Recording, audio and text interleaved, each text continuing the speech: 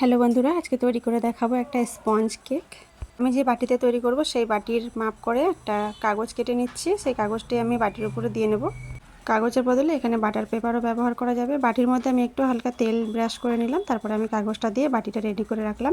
অন্যদিকে যে কড়াইতে আমি কেকটা বানাবো সেই কড়াইটা কিন্তু আমি গ্যাসে বসিয়ে দিয়েছি, চাপা দিয়ে যাতে একটু গরম হয়ে যায়। 3টে ডিম নিয়ে তার মধ্যে আমি হাফ কাপ চিনি গুঁড়ো দিয়ে দিলাম। একটা হ্যান্ড বিটার দিয়ে আমি এটা বিট করে নেব। প্রথমে লো স্পিডে বিট করেছি, তারপর আমি হাই স্পিডে বিট করে কিছুক্ষণ বিট করে নিচ্ছি, যতক্ষণ ফোমটা তৈরি না হয়ে যায়। একটা কিছু লেখার পরে যদি সাথে সাথে মুছে যায় তাহলে বুঝতে হবে ফোমটা হয়নি। এখন ফোমটা পুরোপুরি রেডি হয়ে গেছে। দিয়ে দিচ্ছি 1 কাপ ময়দা। ময়দাটা অবশ্যই চেলে দিতে হবে।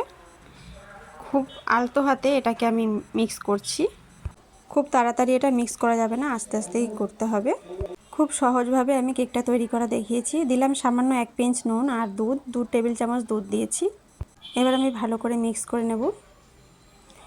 দিলাম ভ্যানিলা এসেন্স, দিচ্ছি 2 টেবিল চামচ তেল, আবারও একটু দুধ দিয়ে দিয়েছি।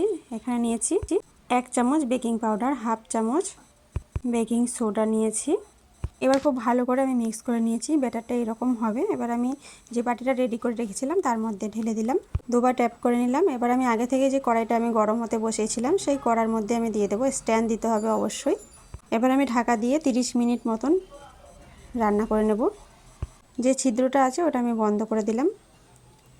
25 মিনিট মতন পরে আমি ফিরে এসেছি। এখনও কেকটা হয়নি, মাঝখানে একটু বাকি আছে। তো আবারও 5 মিনিট পরে আমি এটা খুলে নিয়েছি। আমি একটা কাঠি দিয়ে চেক করে নেব। কাঠিটায় যদি ব্যাটারটা লেগে আসে তাহলে বুঝতে হবে হয়নি। তো এখনও কেকটা হয়নি। কাঠিটা ঢোকানোর পরে ব্যাটারটা লেগে গেছিলো। তো আবারও 5 মিনিট পরে আমি এটা এখন নামিয়ে নিয়েছি। এখন হয়ে গেছে। ব্যাটারটা কিন্তু একদম লেগে আসছে না, এখন কিন্তু একদম হয়ে গেছে। আমি যে মাপটা দেখিয়েছি সেই মাপে করলে কিন্তু কেকটা একদম সুন্দরভাবে ফুলবে আর ভালো হবে। ঠান্ডা হওয়ার পরে আমি বাটি থেকে কেকটা নামিয়ে নিয়েছি। খুব নরম কেকটা হয়েছিল, এখনও হালকা গরম আছে।